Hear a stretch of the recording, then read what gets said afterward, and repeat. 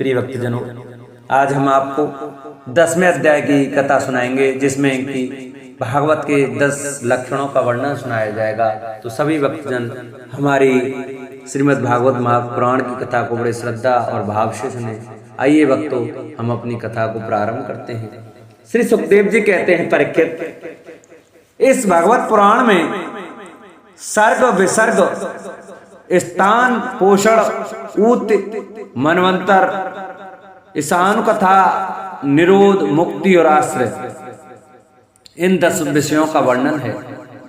इनमें जो 10वां आश्रय तत्व है, उसी का ठीक ठीक निश्चय करने के लिए कहीं श्रुति से, कहीं तपस्या से और कहीं दोनों के अनुकूल अनुभव से महात्माओं ने अन्य 9 विषयों का बड़ी सुगम रीति से वर्णन किया है। ईश्वर की प्रेरणा से गुणों में क्षोभ होकर रूपांतर होने से जो आकाश आदि पंचभूत, शब्द आदि तन्मात्राएं, इंद्रियां, अहंकार और मैं तत्व की उत्पत्ति होती है, उसको सर्ग कहते हैं।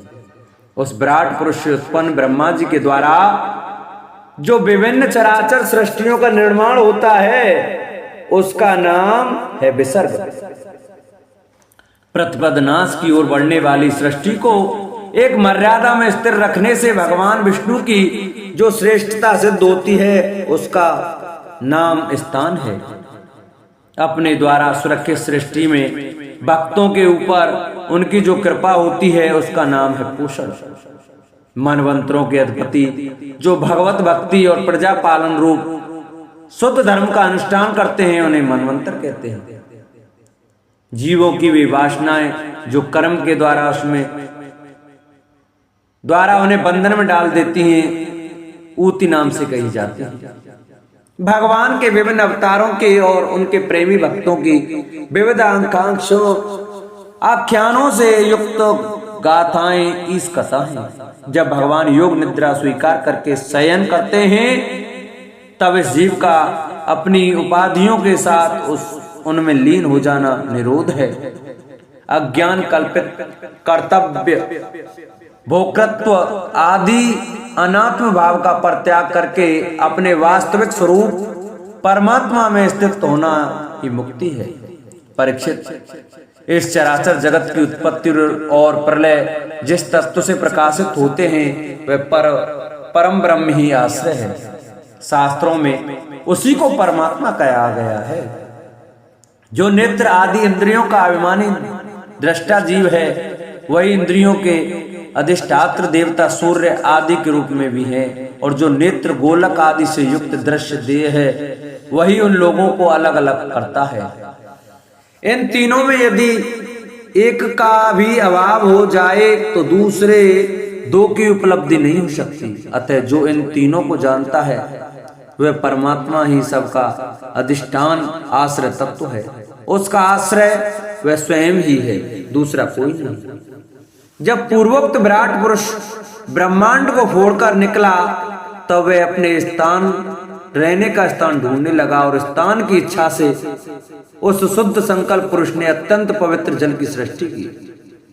विराट पुरुष रूप नर से उत्पन्न होने के कारण ही जल का नाम नार पड़ा, और उस अपने उत्पन्न किए हुए नार में वह पुरुष 1000 वर्षों तक रहा। इसी से उसका नाम नारायण हुआ। उस नारायण भगवान की कृपा से ही द्रव्य, कर्म, काल, स्वभाव और जीव आदि की सत्ता है। उनकी उपेक्षा कर देने पर और किसी का अस्तित्व नहीं रहता। उन अद्वितीय भगवान नारायण ने योग निद्रा से जागकर अनेक होने की इच्छा की, तब अपनी माया से उन्होंने अखिल ब्रह्मांड के बीज स्वरूप अपने स्वर्ण में वीर को 3 भागों में विभक्त कर दिया। अधिदेव, अध्यात्म और अधिभूत। परीक्षित, विराट पुरुष का एक ही वीर 3 भागों में कैसे विभक्त हुआ, सो सुनो। विराट पुरुष के हिलने डोलने पर उनके शरीर में रहने वाले आकाश से इंद्रिय बल, मनोबल और शरीर बल की उत्पत्ति हुई। उनसे इन सब का राजा प्राण उत्पन्न हुआ। जैसे सेवक अपने स्वामी राजा के पीछे पीछे चलते हैं, वैसे ही सबके शरीर में प्राण के प्रबल कर रहने पर ही सारी इंद्रियां प्रबल रहती हैं। और जब वह सुस्त पड़ जाता है तब सारी इंद्रियां भी सुस्त हो जाती हैं। जब प्राण जोर से आने जाने लगा तब विराट पुरुष को भूख प्यास का अनुभव हुआ। खाने पीने की इच्छा करते ही सबसे पहले उनके शरीर में मुख प्रकट हुआ। मुख से तालु और तालु से रसनेंद्रिय प्रकट हुई। इसके बाद अनेकों प्रकार के रस उत्पन्न हुए जिन्हें रसना ग्रहण करती है। जब उनकी इच्छा बोलने की हुई तब वाक इंद्रिय, उसके अधिष्ठात्र देवता अग्नि और उनका विषय बोलना ये तीनों प्रकट हुए। इसके बाद बहुत दिनों तक उस जल में ही वे रुके रहे। श्वास के वेग से नास का छिद्र प्रकट हो गए। जब उन्हें सूंघने की इच्छा हुई तब उनकी नाक घ्राणेंद्रियां आकर बैठ गई और उनके देवता गंध को फैलाने वाले वायुदेव प्रकट हुए। पहले उनके शरीर में प्रकाश नहीं था, फिर जब उन्हें अपने को तथा दूसरी वस्तुओं को देखने की इच्छा हुई तब नेत्रों के छिद्र उनका अधिष्ठाता सूर्य और नेत्रेंद्रिय प्रकट हो गए।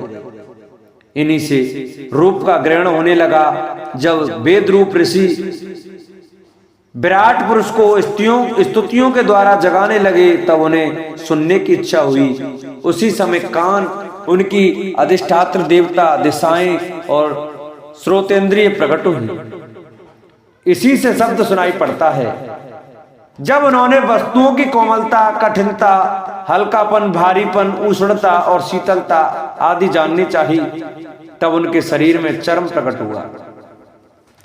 पृथ्वी में से जैसे वृक्ष निकल आते हैं उसी प्रकार उस चर्म में रोए पैदा हुए और उसके भीतर बाहर रहने वाले वायु भी प्रकट हो गया। स्पर्श ग्रहण करने वाली त्वचा इंद्रिय भी साथ ही साथ शरीर में चारों ओर लिपट गई और उससे उन्हें स्पर्श का अनुभव होने लगा। जब उन्हें अनेकों प्रकार के कर्म करने की इच्छा हुई तब उनके हाथ उगाए। उन हाथों में ग्रहण करने की शक्ति हस्तेंद्रियां तथा उनके अधिदेवता इंद्र प्रकट हुए और दोनों के आश्रय से होने वाला ग्रहण रूप कर्म भी प्रकट हो गया। जब उन्हें अभिष्ट स्थान पर जाने की इच्छा हुई तब उनके शरीर में पैर उगाए। चरणों के साथ ही चरण इंद्रिय के अधिष्ठाता रूप में वहां स्वयं यज्ञ पुरुष भगवान विष्णु स्थित हो गए और उन्हीं में चलना रूप कर्म प्रकट हुआ। मनुष्य इसी चरणेंद्रिय से चलकर यज्ञ सामग्री गतित करते हैं। संतान, रति और स्वर्ग भोग की कामना होने पर विराट पुरुष के शरीर में लिंग की उत्पत्ति हुई। उसमें उप स्तेंद्रिय और प्रजापति देवता तथा इन दोनों के आश्रय रहने वाले काम सुख का आविर्भाव हुआ। जब उन्हें मल त्याग की इच्छा हुई तब गुदा द्वार प्रकट हुआ।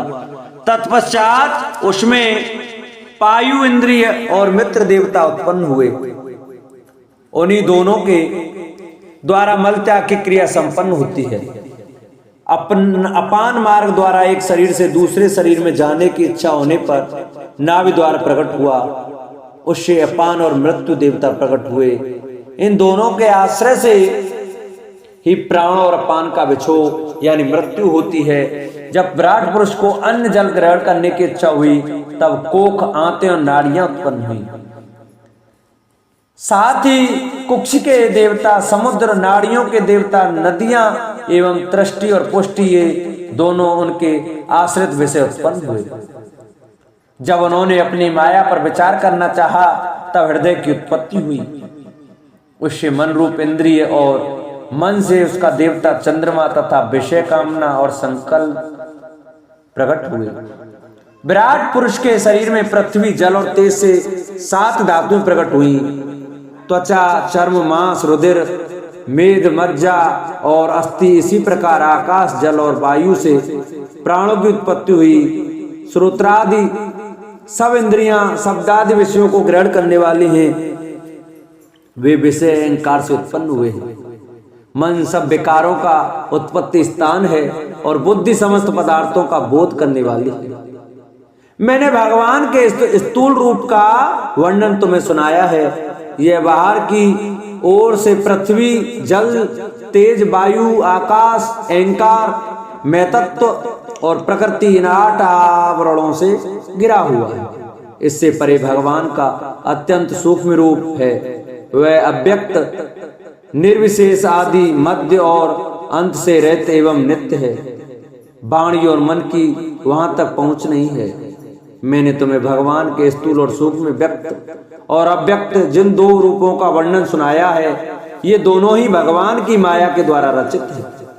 इसलिए विद्वान पुरुष उन दोनों को ही स्वीकार नहीं करते। वास्तव में भगवान निष्क्रिय हैं। अपनी शक्ति से ही वे सक्रिय बनते हैं। फिर तो वे ब्रह्मा का या विराट रूप धारण करके वाच्य और वाचक, शब्द और उसके अर्थ के रूप में प्रकट होते हैं और अनेकों नाम, रूप तथा क्रियाएं स्वीकार करते हैं। परीक्षित, प्रजापति मनु, देवता, ऋषि, पितर, सिद्ध, चारण, गंधर्व, विद्याधर, असुर, यक्ष, किन्नर, अप्सराएं, नाग, सर्प, किमपुरुष, उरग, मातृकाएं, राक्षस, पिशाच, प्रेत, भूत, विनायक, कुष्मांड, उन्माद, बेताल, यातुधान, ग्रह, पक्षी, मृग, पशु, वृक्ष, पर्वत, सरीसृप इत्यादि जितने भी संसार में नाम रूप हैं, सब भगवान के ही हैं। संसार में चर और अचर भेद से 2 प्रकार के तथा जरायुज, अंडज, स्वेदज और उद्देज भेद से 4 प्रकार के जितने भी जलचर, थलचर तथा आकाशचारी प्राणी हैं, सब के सब शुभ, अशुभ और मिश्रित कर्मों के तदनुरूप फल हैं। सत्व की प्रधानता से देवता, रजोगुण की प्रधानता से मनुष्य, तमोगुण की प्रधानता से नारकीय योनियां मिलती है। इन गुणों में भी जब एक गुण दूसरे 2 गुणों से अभिभूत हो जाता है, तब प्रत्येक गति के 3-3 भेद और हो जाते हैं। वे भगवान जगत के धारण पोषण के लिए धर्म में विष्णु रूप स्वीकार करके देवता, मनुष्य और पशु पक्षी आदि रूप में अवतार लेते हैं तथा विश्व का पालन पोषण करते हैं। प्रलय का समय आने पर वे ही भगवान अपने बनाए हुए इस विश्व को कालाग्नि स्वरूप रुद्र का रूप ग्रहण करके अपने में वैसे ही लीन कर लेते हैं जैसे वायु मेघमाला को। परीक्षित, महात्माओं ने अचिंत्य स्वर भगवान का इसी प्रकार वर्णन किया है, परंतु तत्वज्ञानी पुरुषों को केवल इस सृष्टि पालन और प्रलय करने वाले रूप में ही उनका दर्शन नहीं करना चाहिए, क्योंकि वे तो इससे परे भी हैं। सृष्टि की रचना आदि कर्मों का निरूपण करके पूर्ण परमात्मा से कर्म या कर्तापन का संबंध नहीं जोड़ा गया। वह तो माया से आरोपित होने के कारण कर्तव्यत्व का निषेध करने के लिए ही है। यह मैंने ब्रह्मा जी के महाकल्प का अवान्तर कल्पों के साथ वर्णन किया है। सब कल्पों में सृष्टि क्रम एक सा ही है, अंतर है तो केवल इतना ही कि महाकल्प के प्रारंभ में प्रकृति से क्रम से मैं तत्व आदि की उत्पत्ति होती है और कल्पों के प्रारंभ में प्राकृतिक सृष्टि को ज्यों की त्यों रहती ही है। चराचर प्राणियों की व्यक्तिगत सृष्टि नवीन रूप से होती है। परीक्षित, काल का परिमाण कल्प और उसके अंतर्गत मनमंत्रों का वर्णन आगे चलकर करेंगे। अब तुम पाद्य कल्प का वर्णन सावधान होकर सुनो। सौनक जी ने पूछा, सूत जी, आपने हम लोगों से कहा था कि भगवान के परम भक्त विदुर जी ने अपने अति दुस्त्यज कुटुंबियों को भी छोड़कर पृथ्वी के विभिन्न तीर्थों में विचरण किया था। उस यात्रा में मैत्रेय ऋषि के साथ अध्यात्म के संबंध में उनकी बातचीत कहाँ हुई तथा मैत्रेय जी ने उनके प्रश्न करने पर किस तत्व का उपदेश किया? सूत जी, आपका स्वभाव बड़ा सौम्य है, आप विदुर जी का वह चरित्र हमें सुनाइए। उन्होंने अपने बंधु बांधवों को क्यों छोड़ा और फिर उनके पास क्यों लौट आए?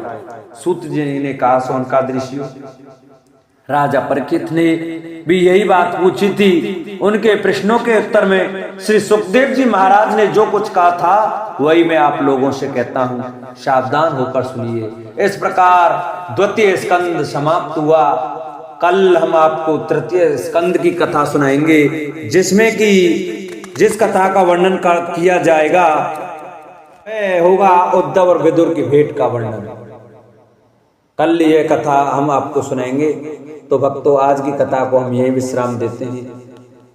जो भक्तों ने हमारी कथा आज पहली बार सुनी है, जिन्होंने अभी तक हमारे चैनल को सब्सक्राइब नहीं किया है, वो हमारे चैनल को सब्सक्राइब करें, वीडियो को लाइक करें और कमेंट में ओम नमो भगवते वासुदेवाय, जय श्री कृष्णा, राधे राधे अवश्य लिखें।